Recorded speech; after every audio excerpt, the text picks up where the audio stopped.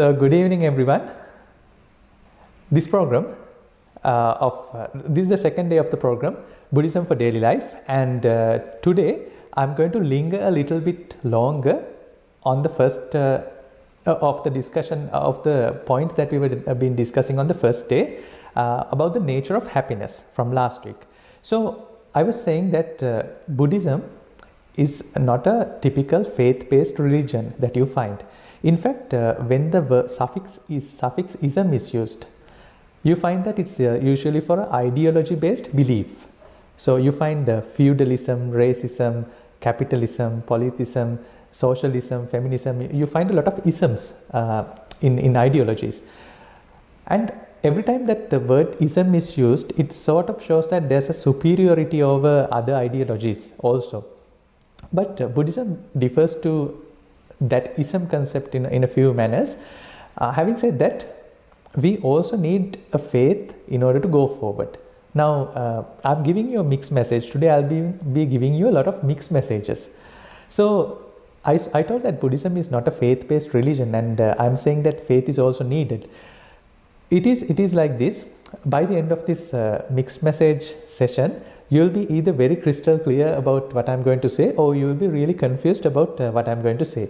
So, faith or an assumption is a fundamental nature of human mind.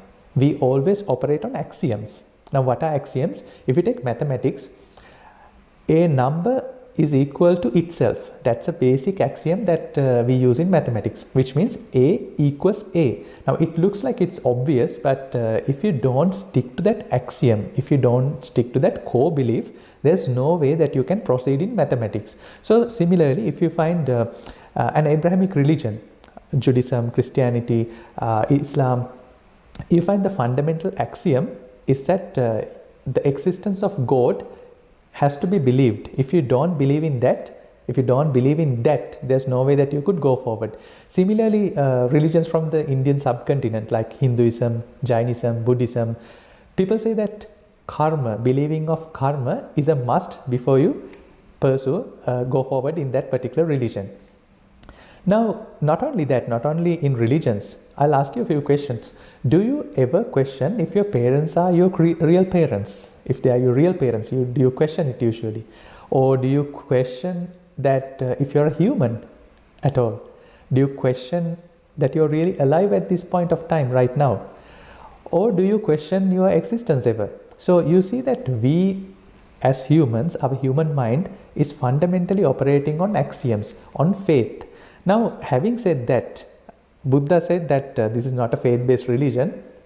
However, given that our modus operandi is working on faith, Buddha has also redefined the word faith or karma for that matter. So, there's going to be a lot of redefinitions of existing words, and even I will have to do redefining of certain words, that is to understand the core doctrine. So, on contrary to popular belief, while Buddhism is not a belief system, if you must, now having said that we must have a belief system also, there are two types of faith. The first type is a blind, irrational, baseless or rootless faith, which is called in Pali Amolika Shraddha. I will get into what Pali and the Pali canon means in our trivia section. However, the first type of faith you can have is the blind, irrational sort.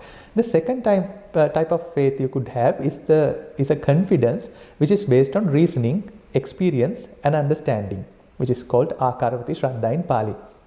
In fact, let me tell you a story. Back in the day as in Buddha's time, after Buddha has announced his impending passing away, there was this one monk who was very close called Vakkali. Vakkali was in love with Buddha. He adored Buddha. He took him as the only master, and he used to look at Buddha's body and think that I honor this great master so much, and whatever he says, I truly believe in that. So when Vakkali was doing that, Buddha asked, the sight of my foul body is useless. You can look at my body, you can look at my physical presence, but that's useless. He who sees Dhamma sees me. That's the final message of Buddha before he passed away. So Vakkali Then there was another monk. He, after hearing this announcement of Buddha's impending passing away, he did not come to meet Buddha. And Buddha has asked, why is that other monk, Dhammasara, is not coming to meet me? Then that monk said, well, I am going by what you said. I do not want to look at you as a person, but I want to look at you and understand you through your philosophy. Now, philosophy in not the typical philosophical sense. I want to really understand, have a deep understanding about what you're trying to say, and that is good enough for me. So your physical presence, whether you are dead, alive, what's your physical form, it really doesn't matter. What really matters to me is I want to see the Dhamma. Now, Dhamma means the doctrine in a very crude sense. So as Buddha said, he who sees Dhamma sees me. So devotion in which doubt, questioning and investigation has no place, that is not Buddhism. And Buddha is not a deity, is not a supernatural power. He's a wise sage who encouraged you or his disciples to question your own existence, your beliefs, what is in the core of you, and who are you really, who am I really. So there's another sutra. Now when I say sutra, it means a discussion which occurred in Buddha's time with Buddha and a few monks, or one particular monk, or a group of people. So these sutras are then incorporated into the Pali canon, which came out as an oral tradition, and then it got written down about 2000 years ago in the 1st century before Christ. So in one of these discussions, there's a discussion Buddha is having with a set of people in the Kalama city of Kalama in India. And in that, the whole discussion is about ideas. How do you form ideas? How do you form beliefs? And what do you believe as truth? And how do you know if the truth is truth? So there Buddha says, if you want to guess if something is true or not on mere hearsay, or by mere tradition, or on account of mere rumor, you should not be judging if it's a truth or not, or just because it accords with your scriptures. Now, very importantly, nowadays we give a lot of religions give a lot of importance to scriptures. In fact, I'm going to talk about Pali Canon, which is a scripture. Buddha says that just because it's in accordance, it accords with your scripture, that doesn't make it a truth. Mere supposition, an uncertain belief, by mere inferencing. We'll get to what inferencing is later on when we talk about the more philosophical aspect of it. By mere considering the reasons. Even reasoning itself is not a good way to get into a conclusion or a belief for that matter. Merely because it agrees with your preconceived notions. Because the speaker seems to be a good person, because I am, or the Buddha is a good person, that is not a reason why you should start believing in me. Because the speaker is someone that you respect, that's also not a reason why you should figure out if this is true or not. So what do you do then? So Buddhism, or this whole doctrine, gives you a lot of space for you to critically question yourself, critically look at things, and instead of getting into a conclusion, rather look at how did I form this conclusion and what is my current conclusion. Later on we will also hear the word epistemology, and Buddhism takes an epistemic view on when it goes forward. So you see, Buddhism typically is not a religion like we find in many religions. It does not have these components. However, with time there has been added a religious component to it, which has a great utility on its own. So I'll be touching on that part as well. So that's a little bit of what Buddhism is. And from last week I asked you a few questions. I will ask you again rhetorically. So one of the few questions I asked was self-actualization.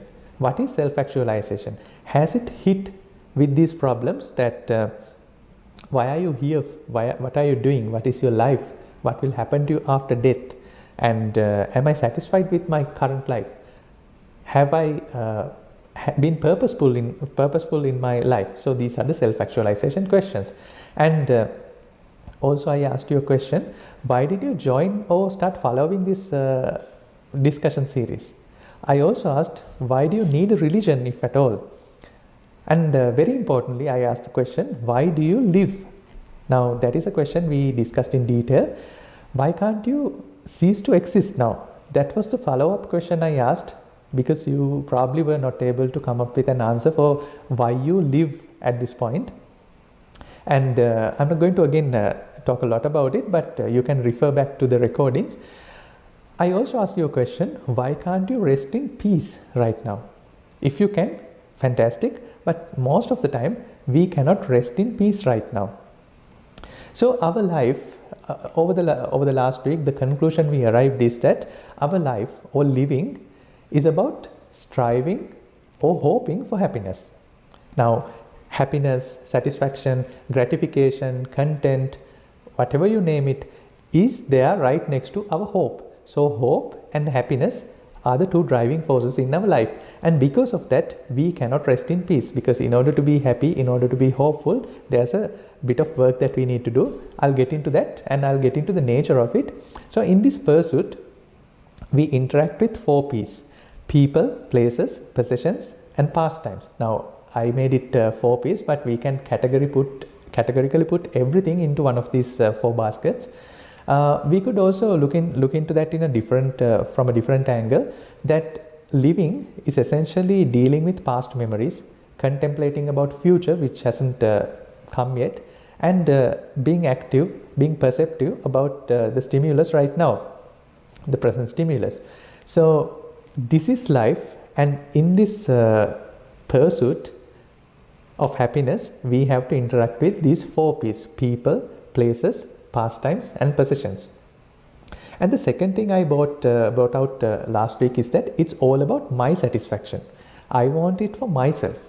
Now, happiness is usually selfish. It's egocentric. I'll tell you why. Every time we want to be happy, I want to own it. If it's a place, I want to own it. It is my place. It's my country. It's my toy when you're a child. It's my book, my lover, my house, car, job, status, even enlightenment. If it's someone else's enlightenment versus your enlightenment, which would make you more happy? If someone else gotten the enlightenment, or if you have gotten enlightened yourself? So you see, even for enlightenment, it has to be my enlightenment. Now, I'll go forward and just show you the facets of this whole happiness game. Let's take another example. Now I'm saying that happiness is all about me. Now you probably might think, well, it's not always like that. We do things for others as well. I'll take an example. There's a mother who's not so well off, not very well off, and she has a limited amount of resources. Every woman likes to dress nicely, buy the cosmetics, buy new garments, etc. However, this mother does not want to spend on herself and do things which makes herself happy.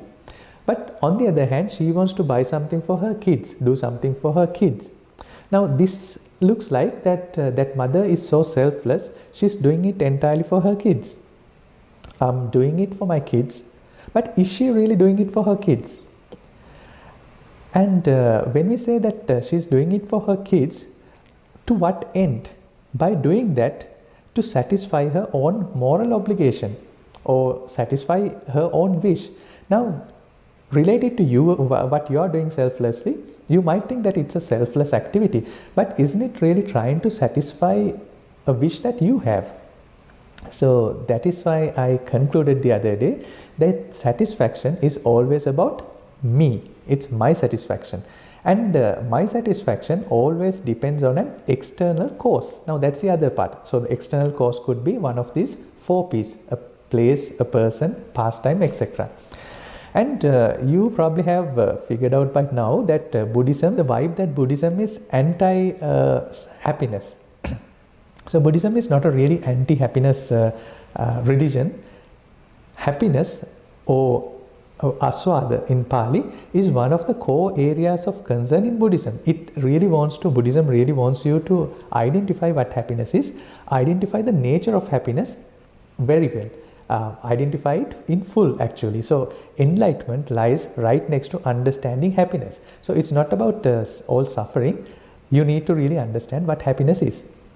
So usually when you hear priests or Buddhist monks, they would say all the bad things about life, how life is so bad, how life is unpredictable, and how so many things could happen.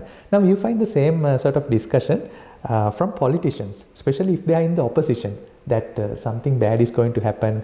And you will also find a similar talk with insurance agents. Whenever you meet an insurance agent, they will tell you that 1001 ways that you could die and some catastrophic event can happen to you, and that is why you should get an insurance cover. So similarly, priests, politicians, insurance agents, they talk about the negative aspect of life, but most of the time, at least the latter two, they have some ulterior motives that it's basically to scare you and direct your thinking to a particular way. So here what we are going to do is, instead of starting from that negative aspect, we are going to start from the positive aspect. Without taking suffering into consideration, let's look at the happiness of the existence. So usually religions are no fun.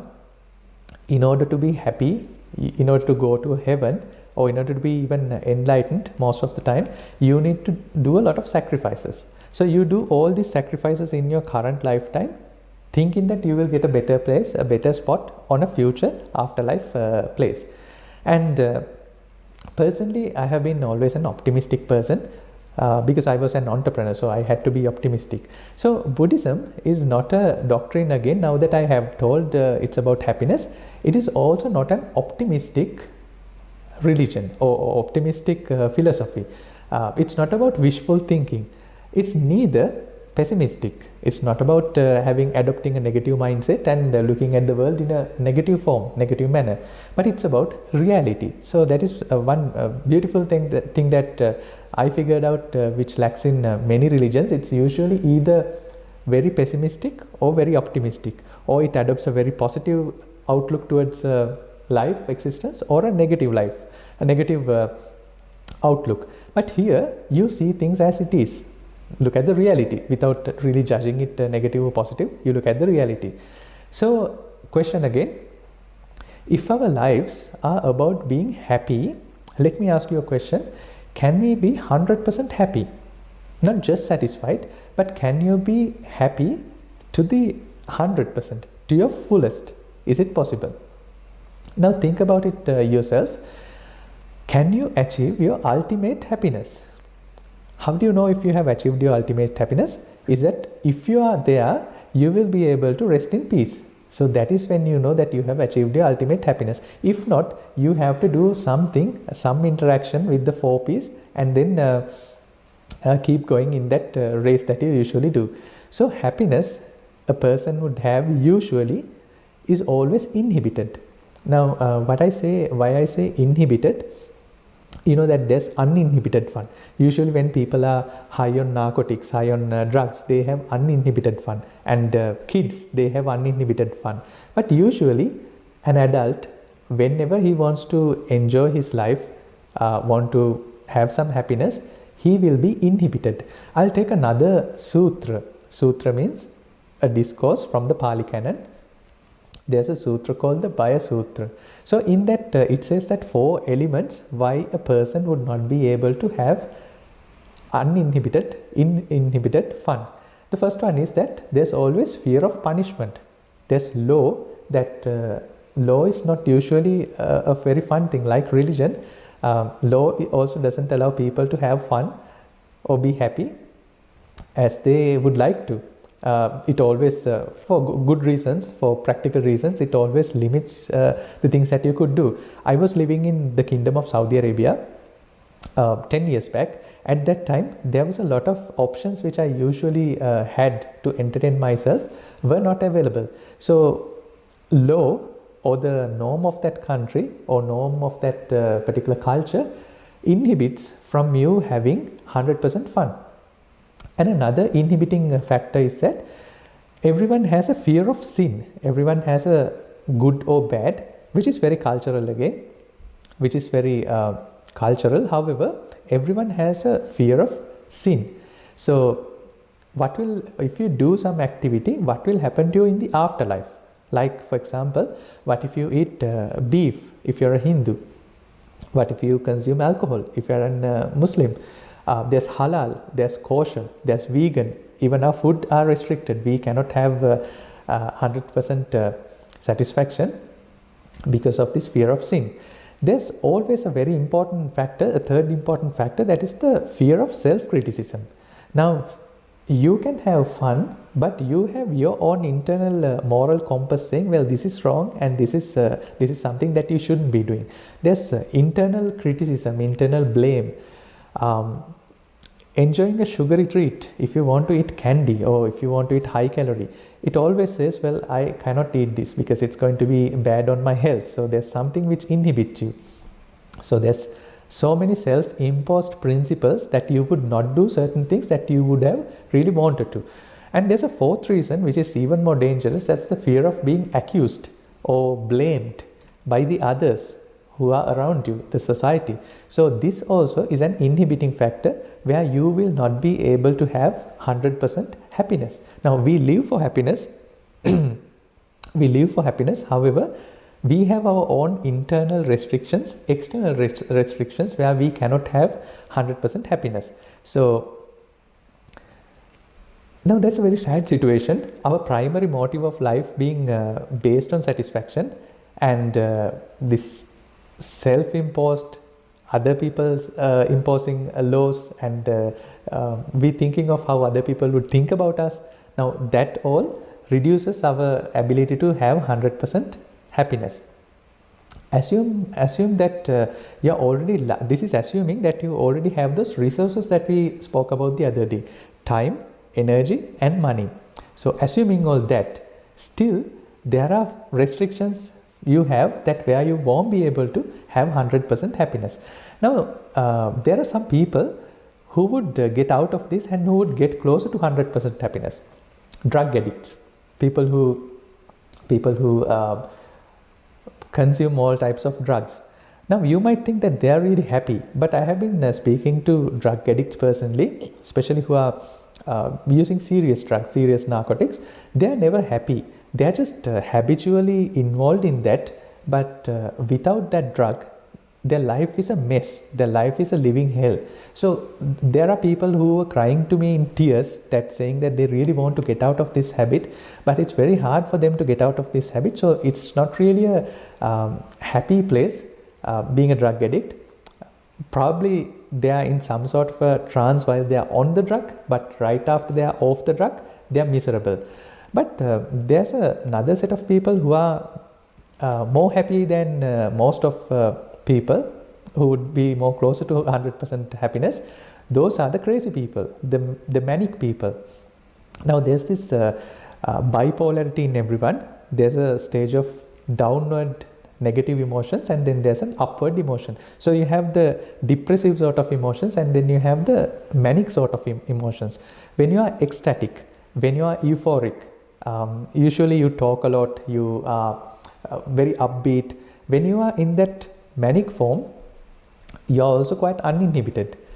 But again, if you ask a crazy person, you can never be in that manic stage forever. It's usually bipolar, and it also comes with so many other issues that a person has to go through. The third category, or the third person who would be really happy, at least close to 100% happiness, would be the children. When they are really young, they would be happier compared to an adult, and they will be able to have more uninhibited fun than an adulthood. So when they grow, you get bombarded with different rules, laws and norms where you have to be inhibited. So a child is another one who would be closer to be having uninhibited fun.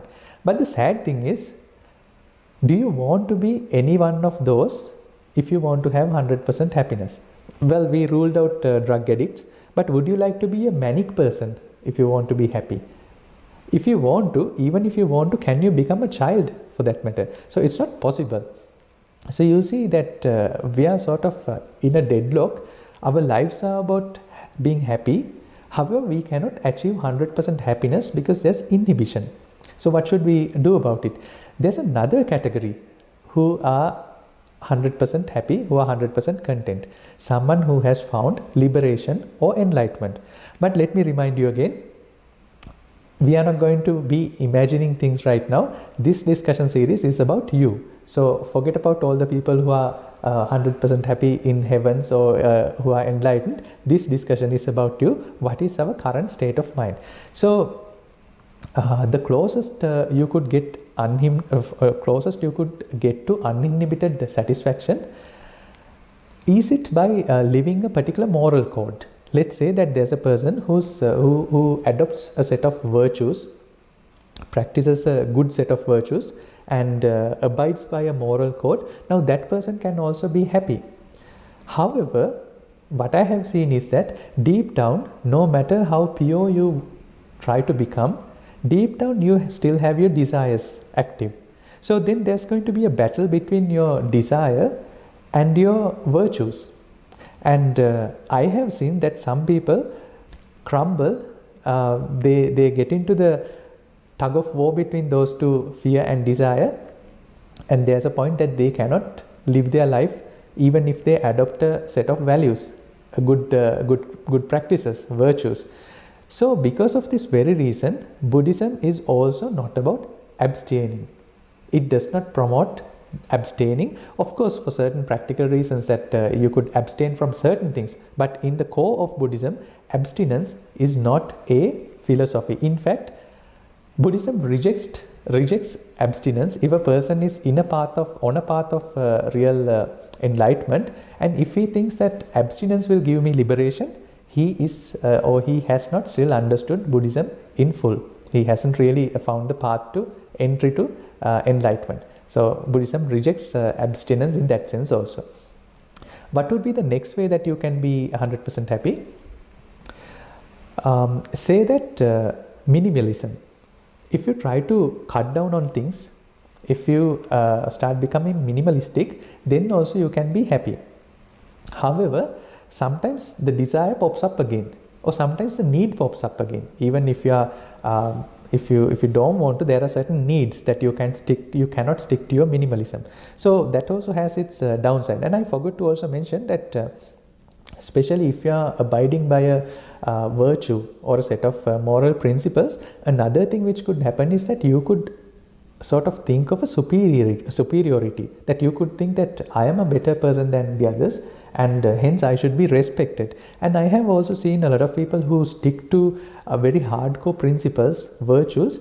They sort of start hating other people who doesn't do that, or try to look down upon the people who doesn't abide by those codes. It can be a very simple thing, like even being a vegetarian.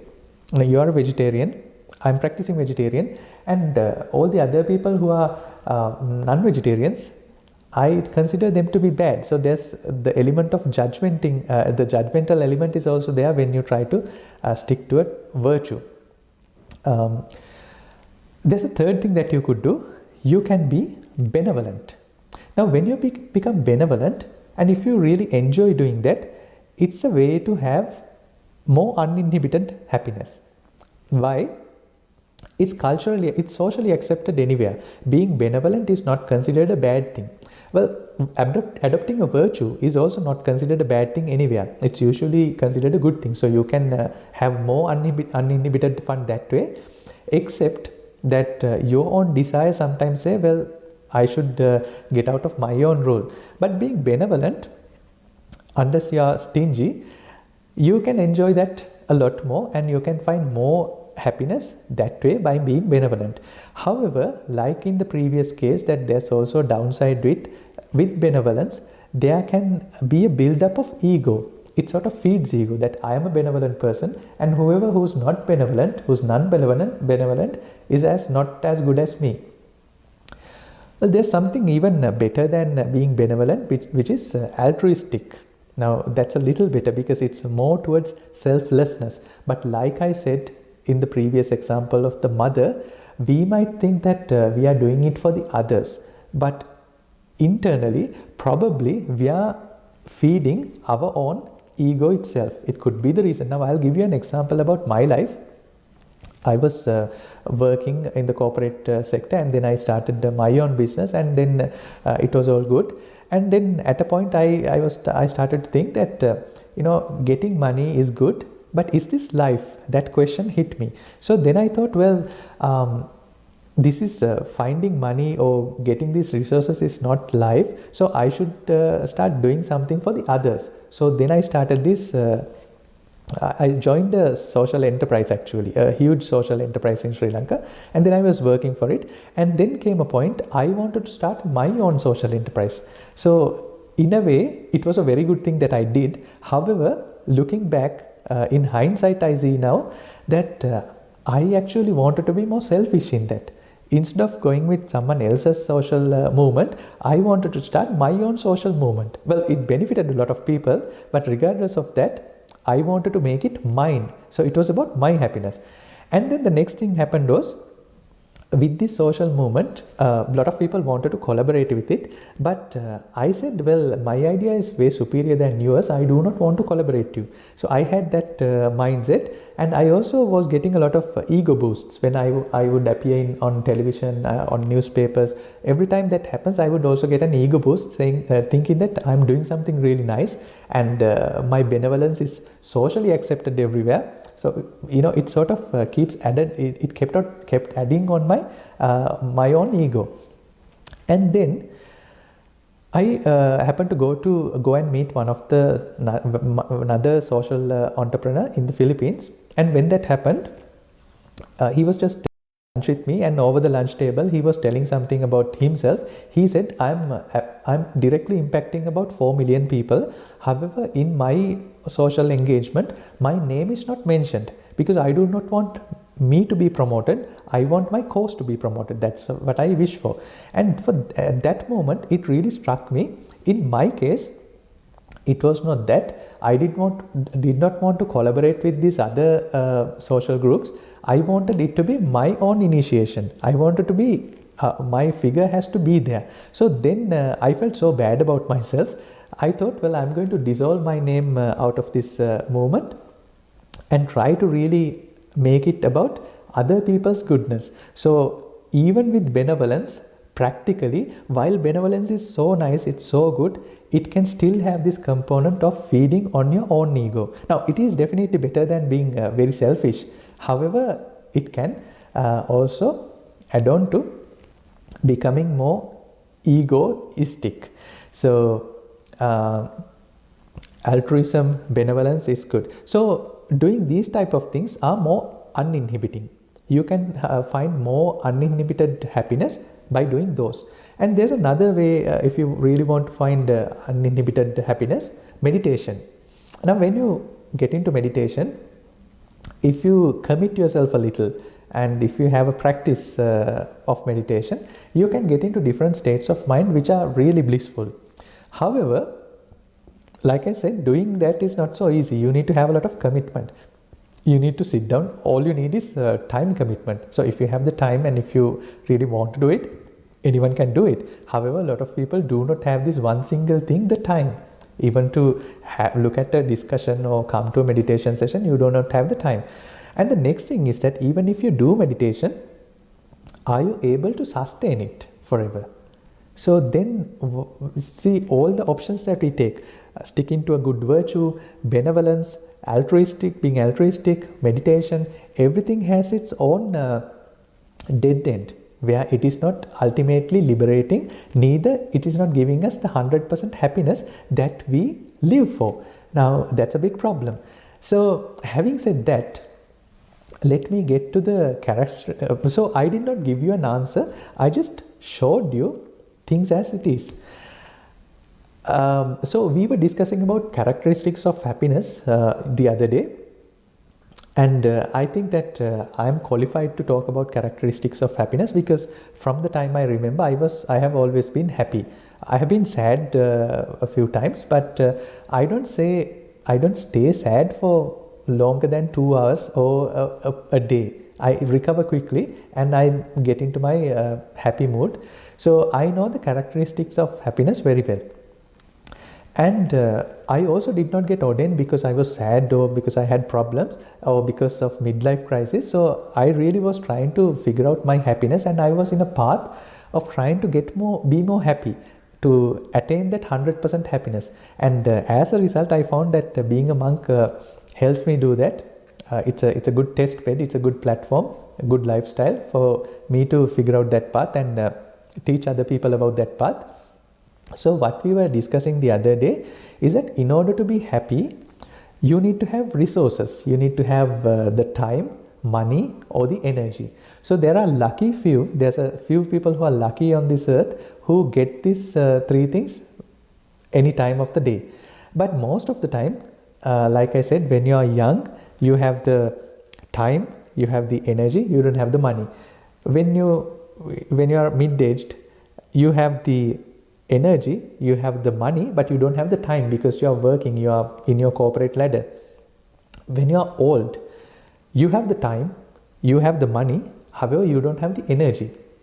I see people in our neighborhoods that they do not have the energy to have fun, to have that 100% happiness. So if you are really lucky, everyone else is stuck in a rat race and put a lot of effort, exhausting effort into finding these resources, thinking that eventually if I fulfill these resources, I'm going to get my 100% happiness. But now you know that even if you get everything, there's still 4 things which keeps you inhibited.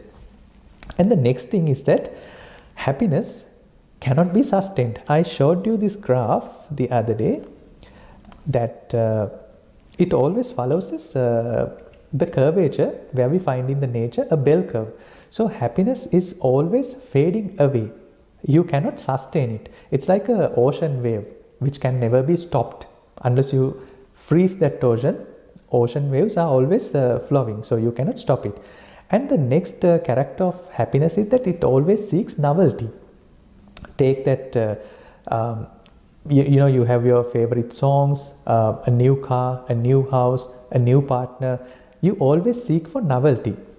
And in fact, scientists have gone further into the brain chemistry of novelty and happiness, and you find that novelty itself gives you that happy hormone, which is dopamine. So every time a person is happy or he gets a dopamine rush, is not necessarily because he gets these people, places or interactions that he wants to get, but when he's looking for it and when he's switching in between. So this particular behavioral psychologist or behavioral psychologist using rats, they have done this experiment. They have looked at male rats. This is called the Coolidge effect. Coolidge effect is it's a biological phenomena seen in animals where males exhibit renewed sexual interest whenever a new female is introduced to their cage. So what happens is when a rat is kept with another lady rat, his amount of dopamine creation every time they make love would eventually go down. But the very interesting thing is when you introduce a new female, it goes back again. However, the second part is that if you keep on doing that, his overall satisfaction is going to go away, which means that if you give him an unlimited amount of female rats, his dopamine reward is going to further go down. So now that's the other problem with novelty. You can give novelty, but then you also get bored of novelty. So this effect is called Coolidge effect. Scientists have even looked into the patterns of how people even search pornography, and they have looked at and found out that the brain surges of this dopamine happens whenever they are looking for something. Forget that. Look at YouTube. You are more happy browsing. That's why platforms like TikTok or YouTube or Facebook, they continuously give you an unlimited amount of feed where you can keep going, keep looking for novelty. So this effect is there with happiness, which is called Coolidge effect. And whenever I say these things, I'm not trying to push an idea towards you, but with these examples, you can try to relate it to yourself. So I'm not just trying to create something up, I'm just showing things which are available in the spheres of knowledge that we know, and you can see if that relate to myself, to my behavior of happiness. So the next thing with happiness is that happiness or pleasure always comes as a package, and in order to be happy, like I said, you always need to own it. It has to be mine. And when you want to own it, you buy the entire package. You don't, or even if you need a small part of it, you buy the entire package. So there's a saying back in Sri Lanka that when you want to eat bread, you buy a bakery. So there's a saying, you only want to eat bread, but you buy the whole bakery. So what happens is that with this package, there's a lot of repercussion that you will have to endure because of this simple pleasure. So usually they say that love is blind. During that infatuation period, you don't find the entire package which is coming along with it. But once you are over that infatuation, you've started seeing that well, there are these other things which came with the package. I will have to bear with it for my life until death us do part. So there's no other option. I'll tell you another story which happened to probably fictional, which happened to a nun, a Chinese or a Tibetan nun. One day, this nun is a female monk, so she had 2 robes, and one day she wanted to get a better robe, which was a silk robe, which was better looking, which had better qualities, which was expensive. She wanted to buy that. So she went ahead and asked one of her devotees, can you please get me this robe? He very interestingly, he or she said, well, I'll get it for you. So she got the robe. However, now there was another problem. The place where the nun stayed, there were mice. So she had to protect this robe, silk robe, from mice. So what she did was, in order to protect the robe from mice, she bought a cat. So now the cat is there to protect the mice. And then she figured out that in order to have this cat, I also need to feed the cat. So I need milk. So then she was thinking, in order to feed the cat, why don't I buy a cow? So then she bought a cow and then started milking and giving it to the cat. Then she figured, well, it's a good thing I have my robe protected, I have the cat is getting milk. However, I won't be able to do meditation, so I'm going to hire a man, get him here and make him look after the cow. So then it happened, and after some time, she found that, well, I can't keep the man here, I also need to get a lady for him. So then she got a lady for that man, and now they're happily living. There's milk, there's the cat, the robe is safe. After some time, there was a lot of noise around that house, around that temple. There was kids playing, there were cows, there are cats. So one simple thing that nun wanted to do, having or owning a robe, hence become happy, made a big project. So there's a whole village now depending on that, of that simple pleasure. And that is what I meant by pleasure comes as a package. So you cannot just like one thing and ignore the rest. You have to buy the entire package. So it's always a package deal. So because of that, the cost of happiness always goes up. Why I said that was, when you get older, you cannot be happy with simple pleasures. You need to have more and more money and find more resources to fund that happiness. So the cost of happiness always goes up as and when you grow. So those are the effects of, or rather the characteristics of happiness. And going further, we can never be fully content with whatever the happiness we have. We always need an upgrade. There's a very famous saying that the grass is always green on the other side. So let me put it this way. It's like we have 6 tanks that we need to fill daily, and these tanks has a leak. Now what are these 6 tanks? We have at least in Buddhist philosophy, we talk of 6 faculties. We talk of 5 senses usually: eye, ear, nose, tongue and the touch. So those are the 5 senses we have. So in Buddhism we use this word 6 faculties, the same thing: eye, ear, nose, tongue, touch, and the mind. Mind is the sixth faculty. So these six faculties has to be continuously, every day we need to keep them entertained, because they are seeking entertainment. That is our whole existence. Our existence is about that. We want to be happy and we are hopeful about that happiness. That keeps us going. So in order to entertain these six faculties, we need six more faculties. For eye, we need images. We need to give the eye good images and make it happy.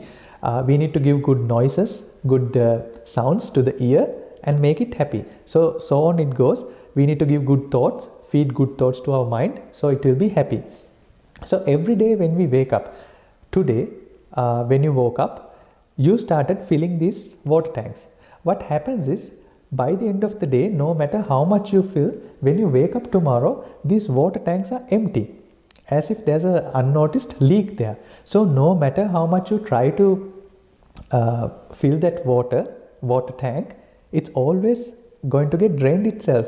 It is never fulfilled. Like the word, it's a fantastic word, fulfill. The other day I was wondering, it's like filling a glass of water. You fill it, but you can never fulfill it. At least with our six faculties, we can never fulfill our own six faculties. We try, however we can't. And there's another thing. When you're happy, when they are elusively full, we are anxious about that happiness. We are always in continuous fear. What will happen to this happiness? Now, I'm really happy right now, but in a moment of time, momentarily, is it going to go away from me? The dissipation of happiness is a sad thing. And you can be anxious that I am really happy right now, but can this happiness be taken away from me at any given point of time? Is that possible? And if it is possible, I'm anxious about it. So even if you're happy, even if you try to fulfill yourself, you're still not out of this anxiety. And there's more. So when you can't fulfill, the next part, when you cannot fulfill, there's always a lot of anger. Look at all the people who are fighting. When they can't get what they want, the next immediate feeling that you have is anger. So with anger, you try to do all destructive things. And if you try to do these destructive things, but the other person is more powerful, or the universe is more powerful than you, your anger turns out to become frustration. And when you cannot fulfill, there's anger, there's frustration, there's exhaustion, there's anxiety, there's worry, there's apprehension. So there's all sorts of these emotions when you cannot fulfill what you want to fulfill. There's another part to it, the impatience. Now take a simple example. I know a lot of people are crazy about BTS these days, and every time when they are having a concert, I know a lot of people who are really fans, especially youngsters. They're so impatient about their next concert. So there's a lot of impatience. Just imagine that there's a new TV series or a new movie which is coming this summer. If you really like that movie, you can be very impatient about it. So there's a lot of longing, yearning. If your partner is somewhere and if you want that partner to return, there's a lot of longing. Even wanting to travel without masks. People are worried about that. People are making a huge fuss about it, because they are yearning to have that. So there's impatience. So with this happiness, this is also a side effect of happiness. You can also see this character whenever you want to be happy. Actually, the next couple of days are going to be more on this particular thing. What will happen when you cannot be happy, when you cannot fulfill yourself? I personally hear grievances from people practically every day. So I know how unfair life has been to them, how hard life is to them. In fact, I have heard it somewhere. One day a person who was really upset, he has told his friend, you know that I have a great trick. Whenever I am very unhappy, I have a trick. I go to the temple in Sri Lanka, in a Buddhist temple, you usually have to go bare feet. So you remove your shoes and keep it at the gate, and that's how you go inside the temple. So this guy has said, whenever I have major problem that I have, I would go to the temple and mix up all these shoes and then come out and look at people who are returning from the temple.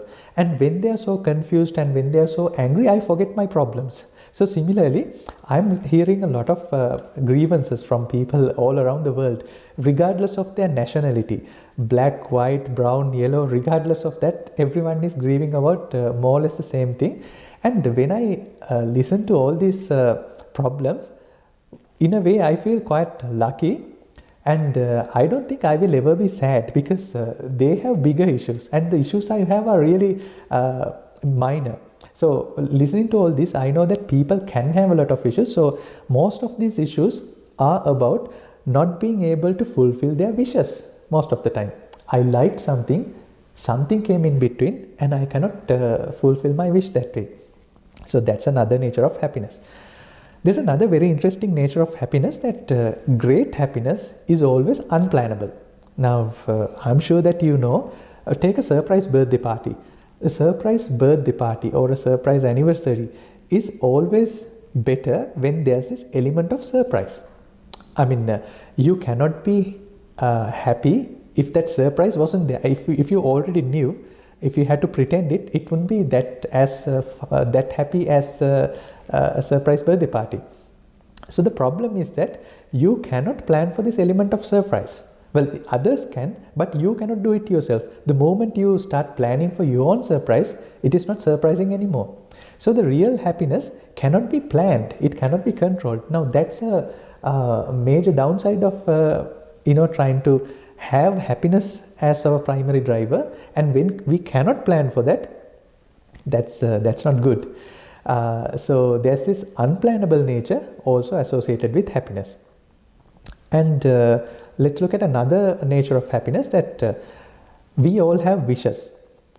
So when we wish, for example, kids, they wish that I get my PlayStation for Christmas. Imagine that wish is granted, like a genie or a god comes and gives you that wish. Imagine a kid wanted to get a hockey stick which could shoot goals every time. It's a lucky magic hockey stick. Every time I shoot, it is a goal. So if a kid gets that type of a hockey stick, can he really enjoy hockey? That's the next question. So, let's take a adult example. There's car races. There's Schumacher and everyone, they do this car races, speed cars, fast cars. Imagine that Elon Musk comes up with a Tesla car, which is a magic car. A car driver, a rider, if you have that, it's guaranteed that you will be winning every time. It's absolutely guaranteed. It's 100% guaranteed that you are winning every time. So for a rider, will car racing, would it be fun anymore when he wins every day? So there's this other thing with happiness. Despite everything that you are striving for, you are usually striving for it, you are in the rat race for it, but if you get everything you want, can you be happy with that? When everything is given to you, can you be happy with that? So we discussed about a few people who wanted to end their lives when they were too happy. So those are the characteristics of happiness. So in a nutshell, you need to work really hard for happiness. For most of the people, what happens is that you only keep working, and that is your existence.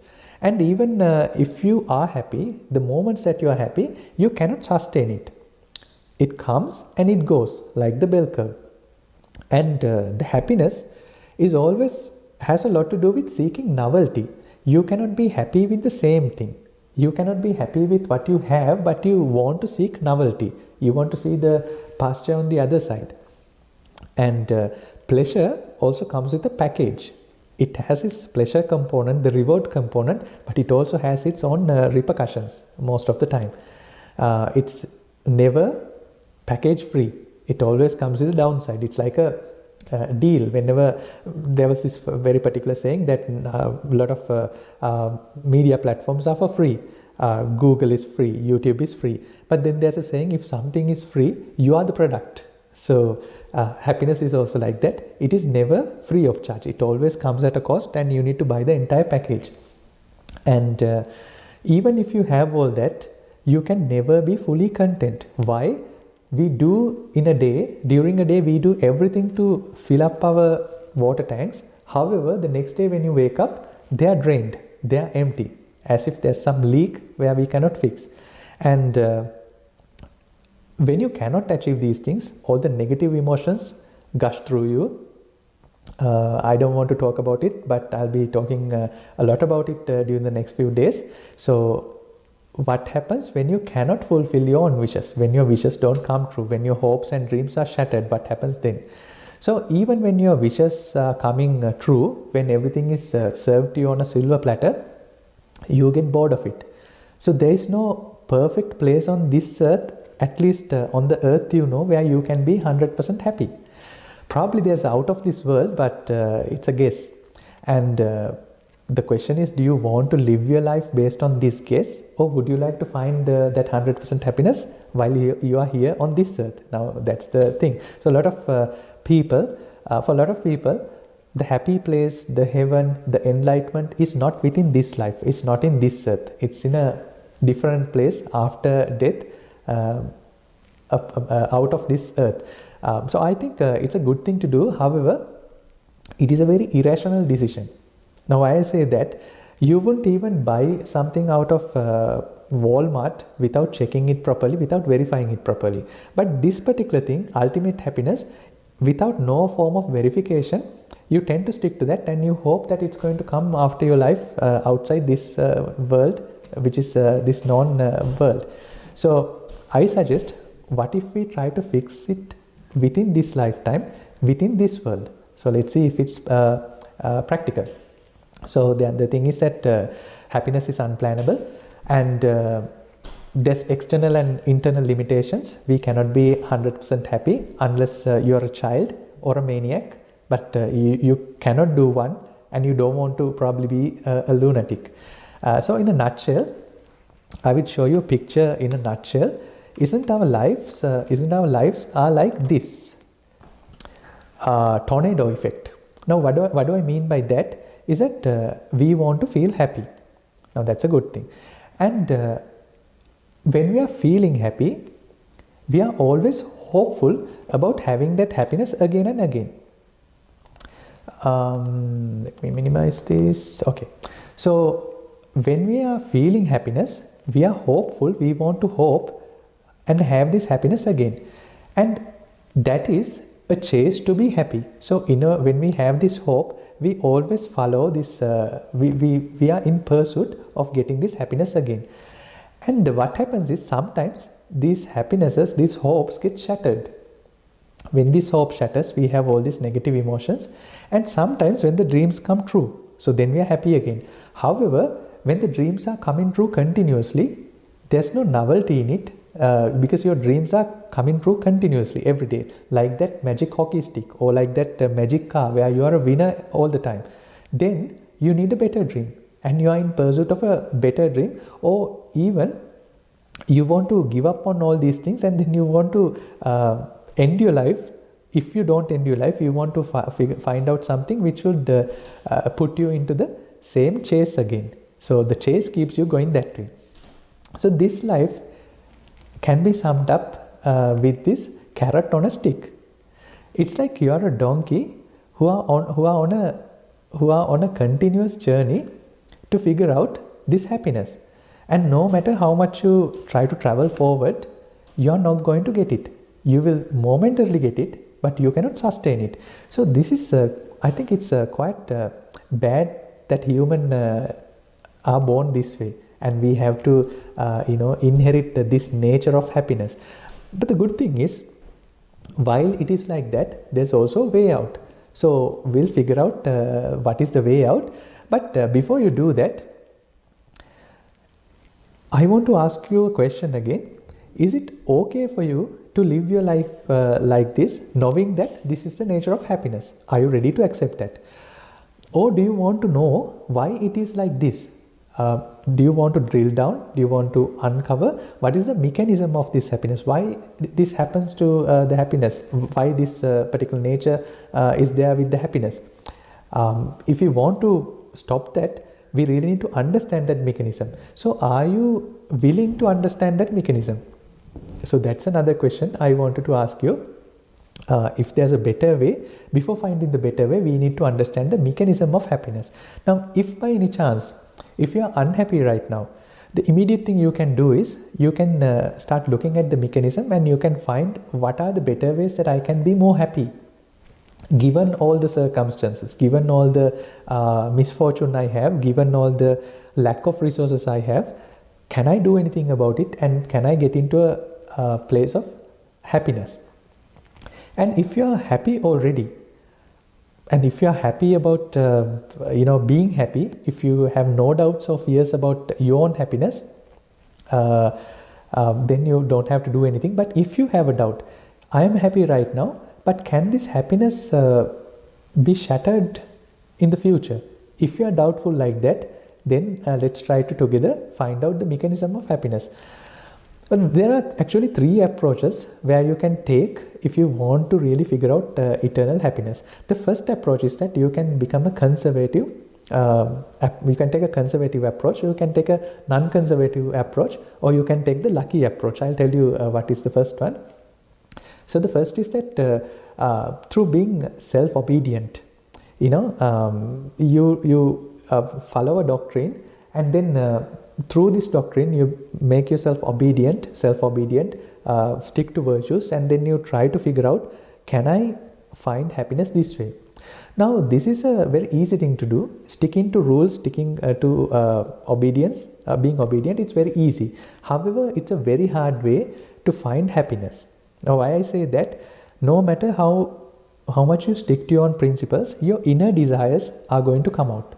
Your inner desires are eventually going to have a tug of war between your own virtues and desires.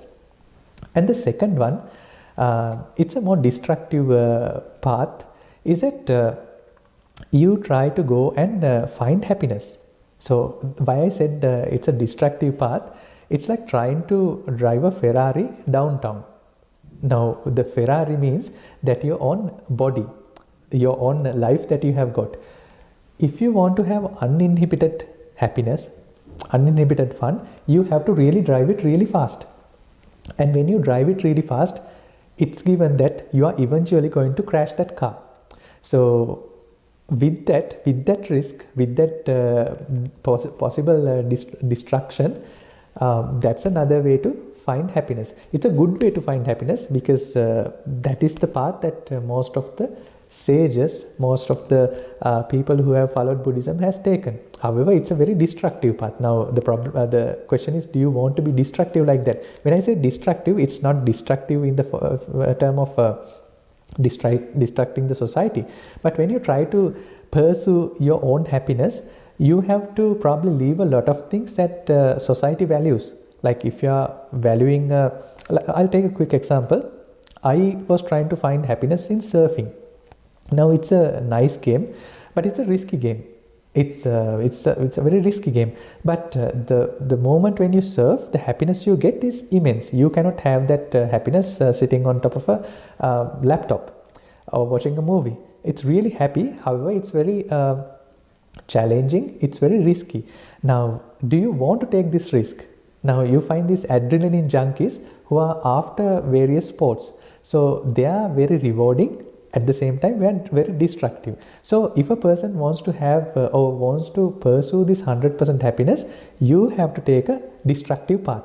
And if you by any chance want to take that path, please be mindful that not to harm others around you and the society, which is not a nice thing to do, because you probably want to have be happy, but you shouldn't drag others into that destruction. So be mindful of that. And there's a third thing, which is the lucky thing. Now, I was reading a book of Proverbs some time back, and then something really struck me from book of Proverbs, the Old Testament. Yes, Old Testament. That the God, I will always laugh. I will also laugh at your calamity. I will mock when the fear come to you. So that's a fantastic phrase. I will laugh at your calamity. Now, why is God laughing at your calamity? It looks like such a bad thing to do. But again, think back in your life, you have really been learning something when the calamity strikes you. COVID has taught people a lot of lessons that they wouldn't usually find. So every time something bad happens, when unluckiness strikes, then you become really lucky. So again, another oxymoron, another confusing statement. There's a third path. When you're really unlucky, there will be luck for you to figure out yourself. So we have been discussing the nature of happiness today, and it's very important that you try to relate it to your life and see if what I'm saying is really true. Am I trying to come up with a version or a doctrine which is which is not relatable to this world, or is it relatable to this world? When I say this world, is it relatable to you? So these are my eye-opening comments. I'm just showing you things as it is. And next week, what we'll try to do is, we will try to figure out, if you want to figure out why is happiness is bound by these characteristics. Why is happiness like this? Why is it happening this way? Let's find out the mechanism why it is such, and then let's see if we can fix it. Well, like I said, it's not an instant noodles. We won't be able to have a quick fix for this. We won't be able to have a band-aid, but it's a very long-term process. But in the meantime, we can have solace, which is better than being sad if you are sad already. But if you are happy, if you are content right now, and if you have doubts about your content, let's figure out if there's a mechanism to get out of this, and if there's an ultimate happiness that everyone talks about. So that is going to be the discussion for today. So I would like to open the forum for any questions you have, and I still did not answer Jason's question from the previous week, and I will have to postpone it for the next week. But within this week, if you any of you have any questions, it's a good time to speak. If you have no questions, I'm always available in this temple. You can reach here, or you can connect to whatever the medium that you found this discussion. So we can have a question. I can answer your questions. And next week, let's try to see why is happiness like this. What causes happiness to have these characteristics? What's the mechanism of us being happy? And is there a way to sort of break this counterintuitive cycle of trying to fulfill and not being able to fulfill? Is there a way to break this vicious cycle? Let's figure out that next week. So until then, Theruvan Saranai, which means may the triple gem bless everyone, and be happy. And if you are not happy, see why you are not happy. And if you are happy, see why you are happy. And if you are happy and if you are still doubtful about your happiness, let's see why that is. So with that, I wish everyone good evening, and let's meet next week, same time, 7 p.m. Theruvan Saranai.